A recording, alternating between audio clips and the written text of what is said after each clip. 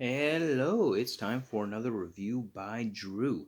So today's book is going to be on Magnus chasing the Gods of Asgard, the Hammer of Thor by Rick Riordan.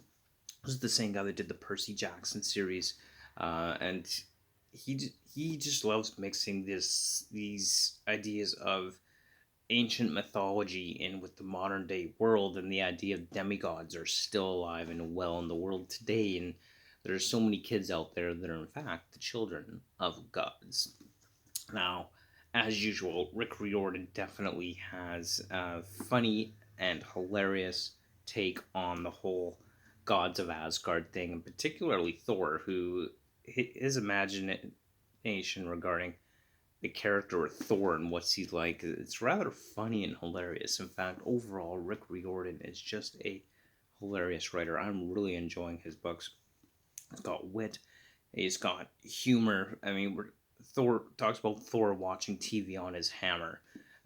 Thor dressed up in a wedding dress. Thor just generally being this crazy god uh, that just hilarious.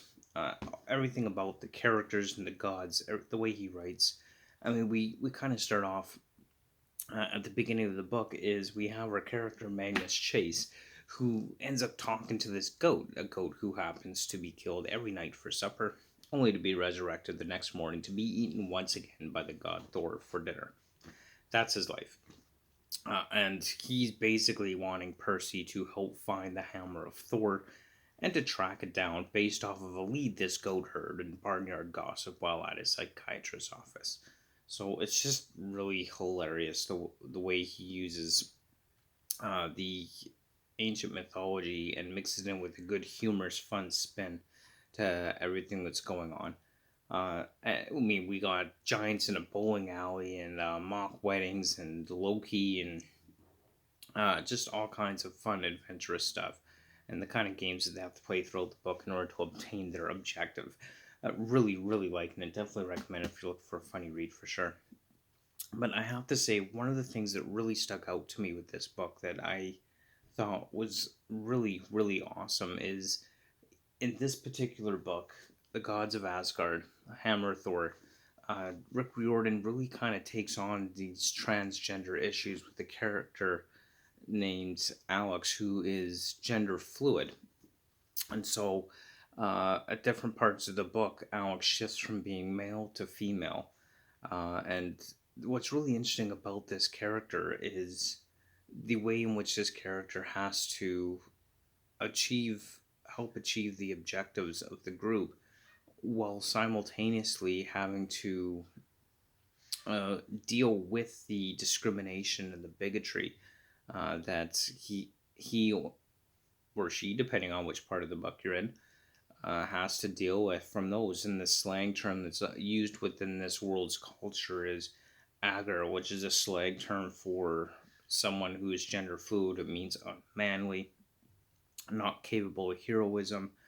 Uh, so it really kind of illustrates this idea of the bigotry and discrimination that these people have to deal against. And I really like the way that he puts that in Rick Riordan within the book. Like it's not really a in your face I'm gender fluid, and it's not really it doesn't really take the character's identity and focuses on that as the focal point of the story. So it's kind of integrated into the overall story quite effectively. And I've read books where the entire book was like, okay, we get it, the guy's gay, can we move on? Not in this case. I really like that about the character of Alex and how Alex's gender fluidity was written into the book, and I thought it was done really well, and I absolutely like that. It's probably my favorite part of the entire book, as far as the favorite aspect of the story overall, is the character Alex. Really like that. Alex is a great character, and is justifiably upset and angry about a lot of things, and just a really good read overall, and I really, really enjoyed it. Uh, there's that aside from the talking swords and the giants in the bowling alley and all kinds of other crazy stuff and the talking goats. That was really the part that really stood out for me within this book. It was really the part that really I thought worked the best in the entire book. Uh, and I'm sure that we'll continue to see more of that in future books in the Gods of Asgard series. And you could bet they will be on my wish list. I don't have the other ones yet, but you could bet I'm going to be getting them. I mean, Rick Riordan is just a great, fun, entertaining writer. It's definitely a lighter read. He is definitely, not weaving any kind of exceptionally complex story. It definitely falls in that young adult category reading, but you know what? Those are some of the best books out there, honestly. They really are. Regardless of the demographic that they're really geared towards, the young adult audience or young adult books are by far, I think, some of the best stories out there, and some of my favorites have been the young adult genre of books. So definitely check it out. Rick Riordan, really check anything out by Rick Riordan. But Magnus Chase and the Gods of Asgard, the Hammer of Thor, or those are just my thoughts on that particular book. I hope you enjoyed the review. And as always, stay tuned. We will be moving on to A Crown in Peril. This is actually the second book in the Chaos War series by Raymond E. Feist. I read the first one a really, really, really long time ago, so it's probably not even up on my channel as far as a video review goes. But in any case, book 2 of the Chaos War saga by Raymond E. Feist is up next, so stay tuned for that.